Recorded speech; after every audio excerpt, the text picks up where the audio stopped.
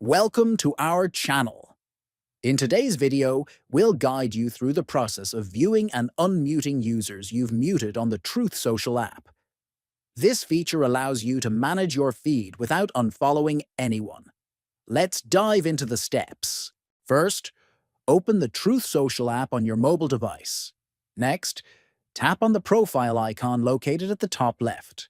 Then, from the menu that appears, select the Muted option. Here, you'll see a list of all the accounts you've muted. Finally, if you wish to unmute any user, simply tap on the Unmute button next to their name. This will restore their posts to your home feed. If you found this video helpful, please consider subscribing to our channel, liking the video, and sharing it with others.